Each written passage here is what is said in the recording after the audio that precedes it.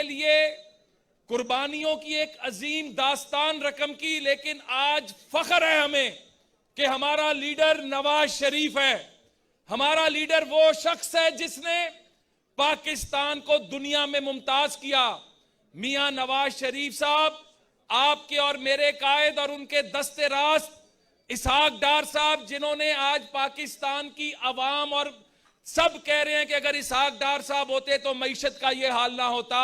ہم اسحاق ڈار صاحب کو خوش آمدید کہتے ہیں، اور اس کے ساتھ آپ کے اور ہمارے دلوں کی دھڑکن میاں نواز شریف صاحب، قائد پاکستان مسلم لیگ، ان سے درخواست کرتے ہیں آپ کی تالیوں میں کھڑے ہو کر استقبال کریں میاں نواز شریف صاحب.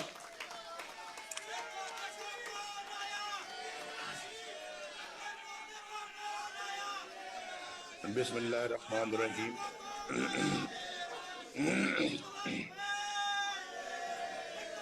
میرے بھائی محترم خواجہ سعد رفیق صاحب،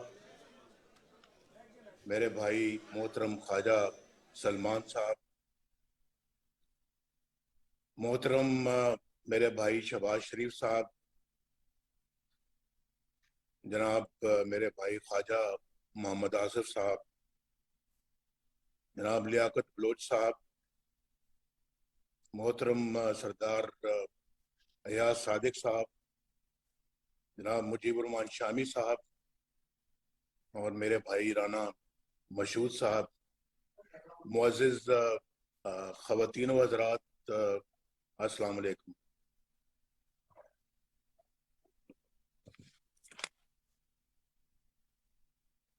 آج مجھے ایک ایسے شخص خواجہ محمد رفیق کی برسی پر آپ سے گفتگو کا موقع ملا ہے، جنہوں نے تمام عمر پاکستان میں جمہوریت کے قیام کے لیے جدوجہد کی، اور خواجہ محمد رفیق شہید صاحب ہمیشہ غریبوں، مزدوروں اور دکھی انسانیت کے لیے بات کرتے تھے، اور پھر عوام کا استحصال کرنے والی قوتوں کے ہمیشہ مخالف رہے. خواجہ صاحب ایک خالص جمہوری سیاسی رہنما تھے، اور خودداری، دیانتداری اور غریب پروری ان میں کوٹ کوٹ کر بھری ہوئی تھی. تو حب الوطنی، پاکستان سے محبت ان کا خاصہ تھی، اور ان کے چلے جانے سے ایک بہت بڑا خلا پیدا ہو گیا جسے آج تک محسوس کیا جا رہا ہے.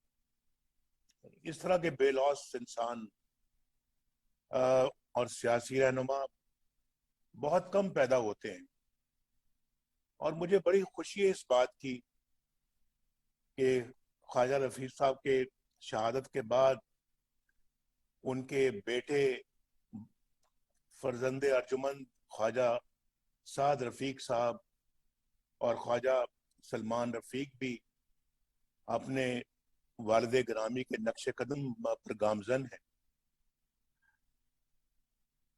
خواجہ صاحب کو میں یہ بتانا چاہتا ہوں، سعد رفیق صاحب کو، سلمان رفیق صاحب کو، کہ میں منظر پہ تو بعد میں آیا، اسکرین پہ بعد میں آیا، لیکن میں آپ کی تقریر بڑی دیر سے سن رہا تھا. خواجہ سعد رفیق کی تقریر بھی میں نے سنی، اور باقی حضرات کی بھی سنی، پھر سردار ایاز صادق صاحب کی بھی سنی، لیاقت بلوچ صاحب کی بھی سنی.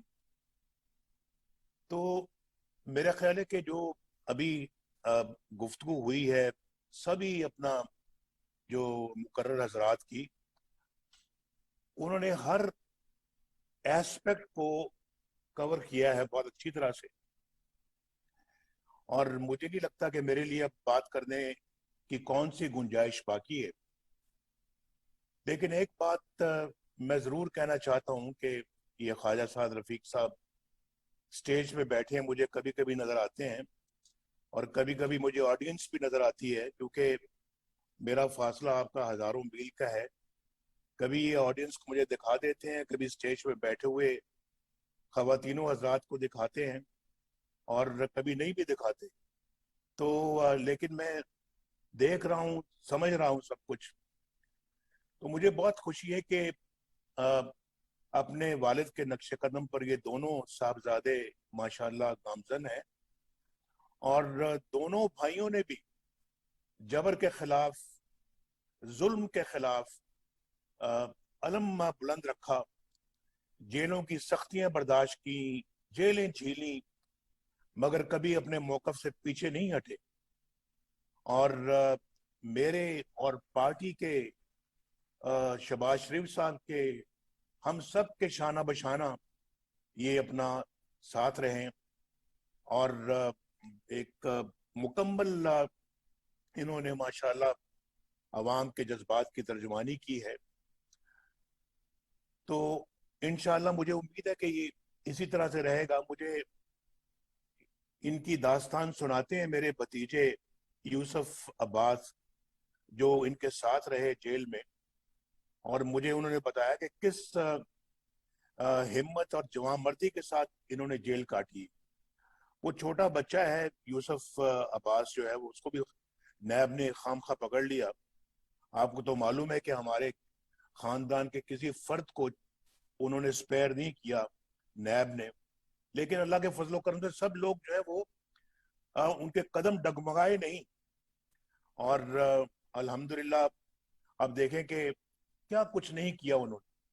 अल्लाह का शुक्र है, हम वोट को इज्जत दो के नारे पे हम बिल्कुल गामजन रहे। तो मैं मुअज़्ज़िज़ ख़वातीनो हज़रात, बहुत अरसे के बाद कुछ मुझे आप चेहरे आज नजर आ रहे हैं। हमने अल्हम्दुलिल्लाह 3 बार कौम ने हमें मैंडेट दिया और पाकिस्तान की खिदमत के लिए चुना। अल्लाह के फजलो करम से हम खुशहाली भी लेकर आए, रोजगार के मौके भी मुहैया किए। मैशियत को, ये शख्स बैठे हैं यहाँ पे, इनका नाम मोहम्मद इसहाक डार है, जिनको आज अल्हम्दुलिल्लाह दुनिया याद करती है। और आज के भी आप लोग देख रहे हैं, टीवी पे आते हैं, कभी कुछ कह जाते हैं, कभी कुछ कह जाते हैं। स्टेट बैंक का गवर्नर कुछ कह रहा है, वजीर खजाना कुछ कह रहा है, जो बाकी एडवाइजर कुछ कह रहे हैं, बात किसी से भी नहीं बन रही। और इस शख्स को क्रेडिट मिलना चाहिए। ये भी बेचारा देखें, घर से बेघर हुआ है, क्या कसूर है इसका, क्या किया इसने, क्या क्राइम कमिट किया है, क्या इन्होंने अपना पाकिस्तान का लूटा है, या क्या पाकिस्तान का चोरी किया है। लेकिन अपने जो है वो घर बार से महरूम कर दिया गया।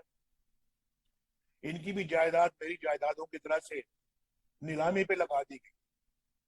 और ये वो शख्स है जिन्होंने माशाल्लाह पाकिस्तान की मैशियत को 5.8% तक पहुंचाया, और फिर महंगाई को अल्लाह के फजलो करम से 44 साल की तारीख में कम तरीन सतह पर लेके आए। और फिर इन्हीं पॉलिसियों की वजह से रोजगार के मौके मिले, मोटरवेज के जाल बिछे।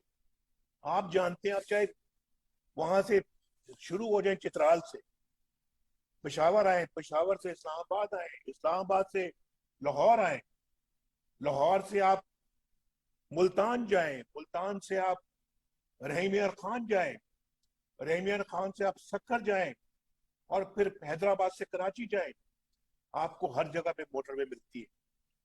इधर से डेरा इस्माइल खान से लेके बलोचिस्तान, कोयटा, ये वहां तक आपको मोटरवे मिलती है। गवादर से लेके आपको कोयटा तक मोटरवे मिलती है। वहां पे हाईवे आपको मिलती है, जो कभी पाकिस्तान की तारीख में कभी किसी ने कभी बनानी तो दूर की बात है, सोची भी नहीं। और भी ये जो गिलगित है, गिलगित से लेके आप स्कर्दू जाएं, वहां से 50 अरब रुपए खर्च करके बेहतरीन सड़क मुकम्मल हो चुकी है। ये तो तारीख नई रकम हो रही है, नई तारीख रकम हो रही है। पता नहीं ये कौन से नए पाकिस्तान की बात करते थे। नया पाकिस्तान तो ये है जिसकी ना सिर्फ हमने बुनियाद रखी बल्कि पाया तकमील तक पहुंचाया, और मोटरवेज के जाल बिछाए, मेट्रो और ऑरेंज लाइन बनाई है। शहबाज साहब ने जो मेट्रो जो बनाया है, ऑरेंज लाइन बनाई है, बेहतरीन काम किया है। यहाँ पे बैठे हुए, यहाँ से मेट्रो भी आपके पास से गुजर रही है और ऑरेंज लाइन भी आपके पास से गुजर रही है। बताएं और क्या चाहिए। पाकिस्तान को एटमी कुव्वत बनाया मुस्लिम लीग नून ने, लोड शेडिंग के अंधेरे खत्म किए। शहबाज साहब ने बिल्कुल सही दास्तान बताई आपको कि किस तरह से जो है वो हमने कहा, मैंने कहा मीटिंग में फैसला हुआ, मैंने कहा 5 साल में लोड शेडिंग खत्म होगी।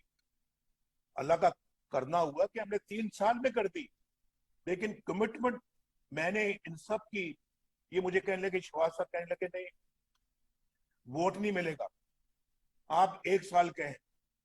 मैंने कहा शहबाज शरीफ साहब 1 साल में नहीं होना ये, चले फिर 2 साल कह दें। मैंने कहा 2 साल में भी नहीं होना तो फिर 3 साल कह दें। 3 से मैंने कहा नहीं, मुझे 5 ही कहने दें, कोशिश करेंगे हम, पहले कर लें तो अगर हो जाएगी तो बहुत अच्छी बात है कि कहा 5 साल था, कर दिया 3 साल में। लेकिन ये मुमकिन नहीं था भाई। शहबाज साहब की जाती मेहनत अगर शामिल ना होती तो लोड शेडिंग के अंधेरे खत्म करना मुमकिन नहीं था। और शहबाज साहब ने बहुत अच्छी बात की है जो ख्वाजा साद रफीक को दाद दी है कि ये वहां पे जो है वो इन्होंने रेलवे ट्रैक बिछाया वहां पे।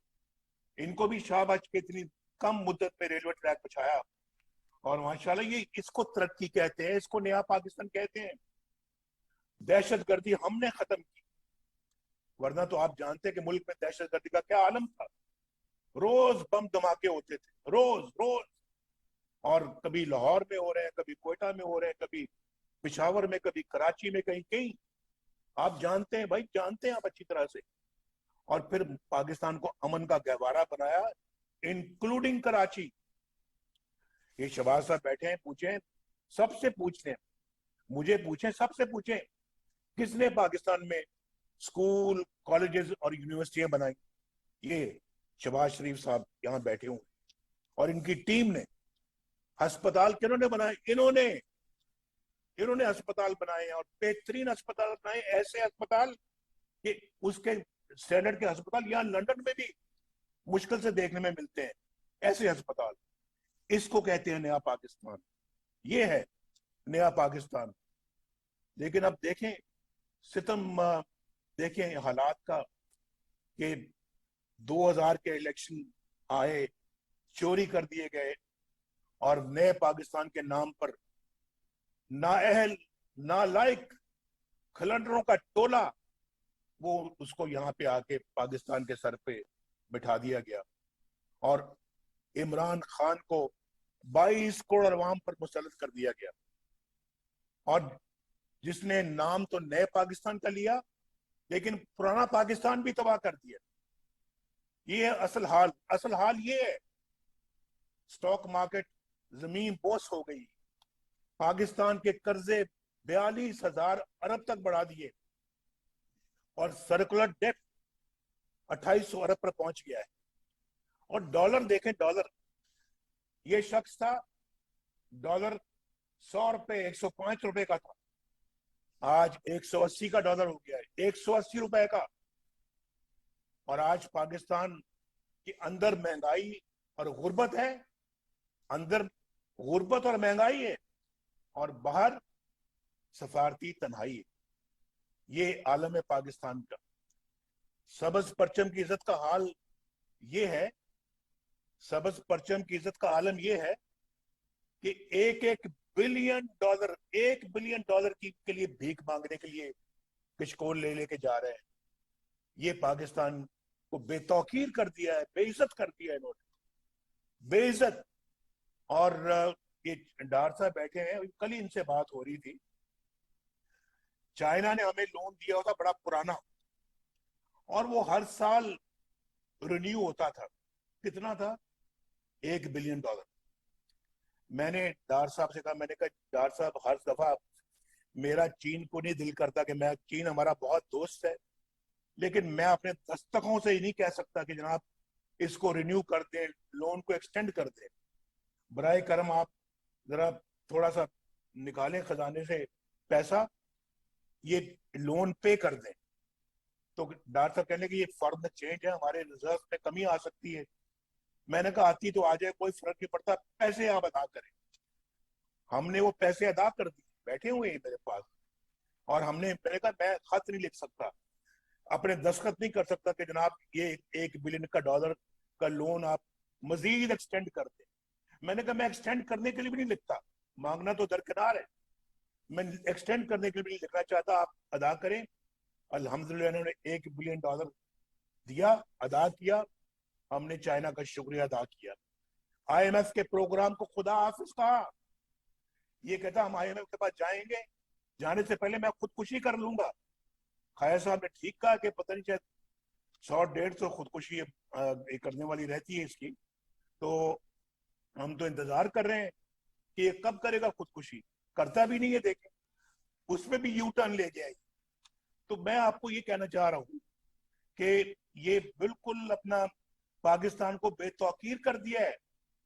سیکورٹی کونسل میں پاکستان کی کرسی تک نہیں رکھی جاتی. بھائی عالم یہ ہو گیا ہے, ایک لیڈر فون کرتا ہے, ایک لیڈر فون کرتا نہیں ہے, اور دوسرا لیڈر فون سنتا نہیں. اور پھر یہاں پہ اپنا سبز پاسپورٹ کی عزت کا عالم یہ ہے کہ کوئی ملک جو ہے نا ہمارے جہاز کو ضبط کر لیتا ہے, اور کوئی ہمارے ہوٹل سے قبضہ کر لیتا ہے. اور پی آئی اے کا آپ نے حشر دیکھ لیا کہ پی آئی اے اب دنیا میں جا ہی نہیں سکتا, اور پی آئی اے کو ہم نے خود اپنے ہاتھوں پر بات کیا ہے. میں یہ سمجھتا ہوں کہ یہ لوگ جنہوں نے پی آئی کے ساتھ یہ سلوک کیا ہے, ملکی ایئر لائن کے ساتھ یہ سلوک کیا ہے, ان لوگوں کو کبھی معاف نہیں کرنا چاہیے, کبھی نہیں چھوڑنا چاہیے. ان کا پورا پورا حساب ہونا چاہیے, اور ان کے حکومت کے اس وزیر اعظم کا بھی, اور اس پورے ٹولے کا پورا حساب ہونا چاہیے. اور آپ دیکھیں افغانستان ہمارے ساتھ والا ملک ہے, اور وہاں آپ کو کٹ پتلی کہا جا رہا ہے. عمران خان آپ کو کٹ پتلی کہا جا رہا ہے. امریکن ٹیلی ویژن آپ کو اسلام آباد کے میئر سے بھی کم تر بتا رہا ہے کہ پاکستان کا وزیر اعظم جو ہے وہ ایسے ہی جیسے اسلام آباد کا میئر ہوتا ہے.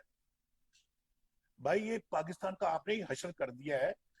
خوشحالی آپ نے بند کر دی ہے, بدحالی کھول دی ہے آپ نے, ترقی بند کر دی ہے, تنزلی کھول دی ہے آپ نے, اور امن بند کر دی ہے, بدامنی کھول دی ہے آپ نے, اور زندگی بند کر دی ہے بلکہ تنگ کر دی ہے, اور موت کھول دی ہے آپ نے. آج وہ کروڑوں عوام جو بالکل تباہی کے کنارے پہنچ چکے ہیں, جن کے لیے روح اور جسم کا رشتہ برقرار رکھنا اب ممکن نہیں رہا, وہ کہاں جائیں, کدھر جائیں, کس کا دروازہ کھٹکھٹائیں؟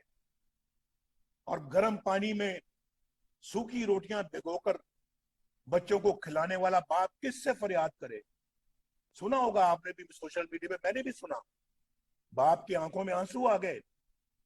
وہ بتا رہا تھا کہ میں اپنے بچوں کو صبح کے وقت, صبح اسکول جانے سے پہلے رات کی روٹیاں نمک اور تھوڑی مرچیں ڈال کے گرم پانی میں ان کو گھول کے میں ان کو اپنا ان کو کھلائی, اور تاکہ وہ اسکول چلے جائیں. مجھے بتائیں کہ یہ عالم ہو گیا ہے ملک کے اندر. اس بیمار بچے کی ماں کدھر جائے جس کے پاس دوائی کے پیسے نہیں ہیں؟ کدھر جائے, وہ کیا کرے؟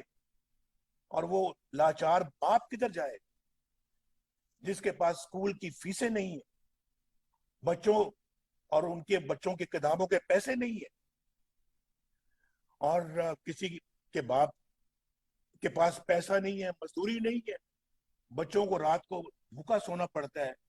میں نے ایک اور بہت ہی افسوسناک منظر دیکھا سوشل میڈیا پہ کہ وہ والدہ رو رہی ہے اپنا منہ چھپا کے, اور جو ہے اس نے دوپٹے سے اپنا منہ ڈھانپا ہوا ہے. چھوٹے چھوٹے بچے ہیں, 2-3 بچے. ماں کو کہتی ہیں امی آپ کیوں رو رہی ہیں؟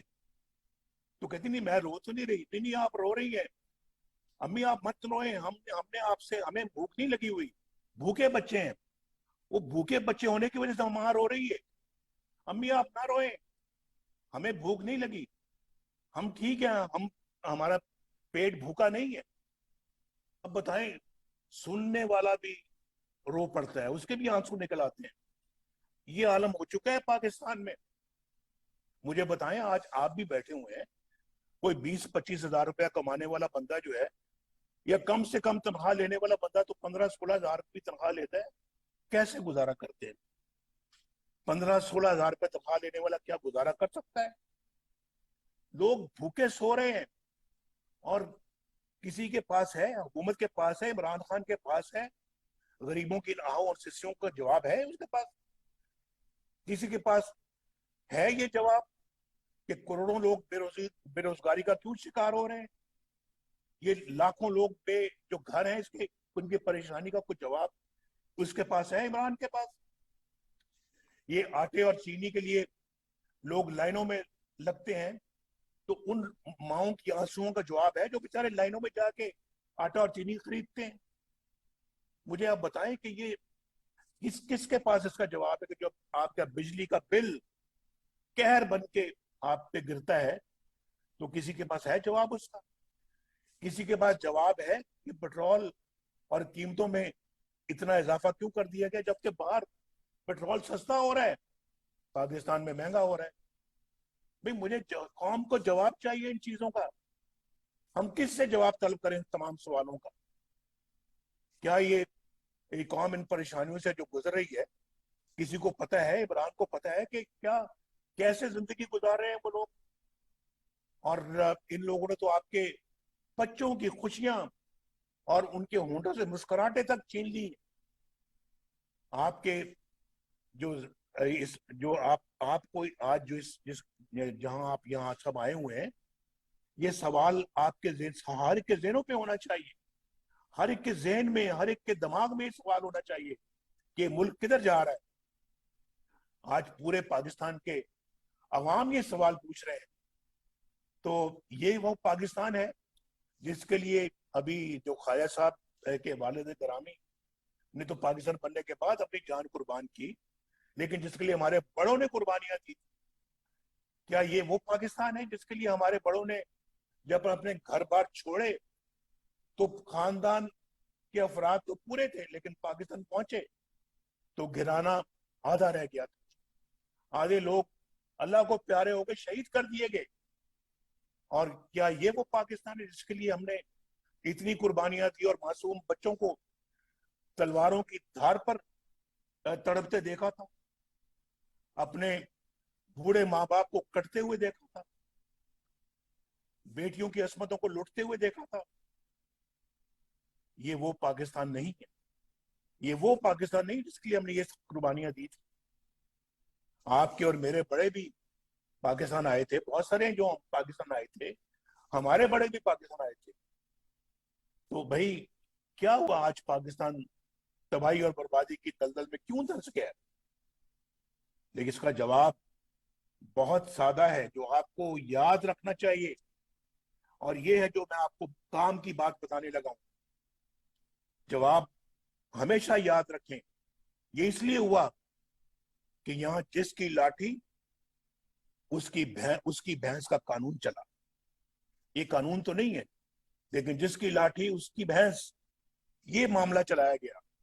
یہاں ووٹ کو عزت نہیں ملی, خواجہ آصف کی باتیں درست ہیں, یہاں ووٹ کو پہلی دفعہ ووٹ کو عزت دو کا آج نام لیا جا رہا ہے, لیکن اگر پہلے کیا ہوتا تو شاید آج حالات مختلف ہوتے. یہاں آئین کی تابعداری نہیں ہوئی, حلف کی پاسداری نہیں ہوئی, عوام حق کے حکمرانی سے محروم رہے. آپ ایسے ہی بیٹھے ہیں یہاں پہ, آپ کا کوئی حکومت لانے میں اور گرانے میں کوئی کردار کبھی نہیں رہا. سب 1-2-4 مرتبہ رہا ہوگا, لیکن ان کو بھی چلتا کیا گیا. آپ جانتے ہیں اچھی طرح سے کہ عوام کی رائے کا احترام نہیں کیا گیا, اور عوام کی رائے پر کسی اور کی رائے کا قبضہ رہا, اور قانون موم کی ناک بنا رہا. اور ریاست کے اوپر ریاست چلتی رہی اور یہاں پر آزادی رائے پر قدغن لگی رہی اور آئین سے بار بار، جمہوریت سے بار بار اور ملک سے بار بار غداری ہوتی رہی. یہ ہے وہ سوالات کے جواب جو آپ کو ہر شخص بیٹھا ہوا جو اس اجتماع میں اس کو یاد رکھنے چاہیے. یہ ہیں وہ اسباب جو آپ کو کبھی نہیں بھولنے چاہیے. لیکن میں ہی سمجھتا ہوں کہ ان سارے مسائل کا حل جو ہے وہ ہو سکتا ہے، اور بشرطے کہ ہمارے 74 سال کے جو ہم نے غلطیاں کی ہیں اس سے سبق سیکھ کر تاریخ کی جو سمت ہے اس کو درست کیا جائے، اور ہم سب تاریخ کی سمت میں جو ہے وہ کھڑے ہوتے، درست سمت میں کھڑے ہوتے نظر آئیں. یہ ہے اس کا حل، اور اس کے بغیر دوسرا حل نہیں ہے. یہ سب سے بڑا حل یہ ہے. میں نہیں سمجھتا کہ کسی کو حق پہنچتا ہے کہ آپ کی رائے کو روکیں، RTS بند کریں، الیکشن چوری کریں، ووٹ آپ کا لیکن کسی اور کے بکسے میں ڈال دیں. یہ نہیں چلے گا. تو جو قوم اپنے ماضی سے سبق نہیں سیکھتی تو اس کا حال کبھی نہیں سنورتا، تو نہ اس کا مستقبل سدھر سکتا ہے. آج ہم ایک اصول پہ کھڑے ہو گئے تو حضور یہ آپ کو اب مصمم ارادہ کرنا پڑے گا کہ یہی ہمارا راستہ ہے اور اسی پہ ہم چلیں گے اور اسی سے ہم کھویا وہ وقار حاصل کریں گے چل کر. تو میں اپنی بات کو لمبا نہیں کرنا چاہتا، لیکن یہ ہوگا آپ کی طاقت سے. آپ 22 کروڑ عوام کی طاقت سے ممکن ہوگا، اور 22 کروڑ عوام کو جو ہے وہ اب کھڑا ہونا پڑے گا اصول کے لیے، ایک نظریے کی خاطر. اور ورنہ خدا نہ خواستہ جیسے کہ علامہ اقبال کہہ گئے، نہ سمجھو گے تو مٹ جاؤ گے اے ہندوستان والو، تمہاری داستان تک نہ رہے گی داستانوں میں. اور پھر دوسرا یہ بھی یاد رکھیں ہمیشہ کہ اے طائر لاہوتی، اس رزق سے موت اچھی جس رزق سے آتی ہو پرواز میں کوتاہی. اور اکبر الہ آبادی بھی کہہ گیا ہے، اکبر الہ آبادی نے بھی کہہ دیا ہے، اکبر الہ آبادی نے بھی کہا ہے کہ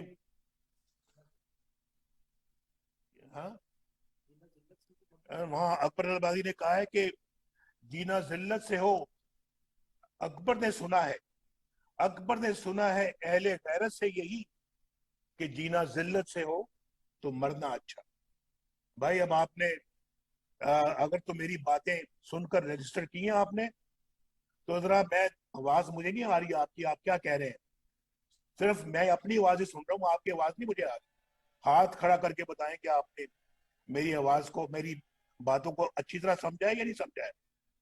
جنہوں نے سمجھا ہے وہ ہاتھ کھڑا کریں،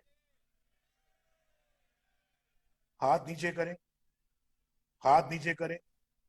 جنہوں نے نہیں سمجھا وہ ہاتھ کھڑا کریں. دو چار ہے، یہ میں دو چار ہاتھ اوپر دیکھ رہا ہوں. جنہوں نے نہیں سمجھا وہ ہاتھ کھڑا کریں. اور وہ دو چار نے بھی ہاتھ نیچے کر لیے. آپ کا بہت بہت شکریہ. انشاءاللہ امید کرتا ہوں کہ آپ سے پاکستان میں جلدی ملاقات ہوگی. اللہ حافظ.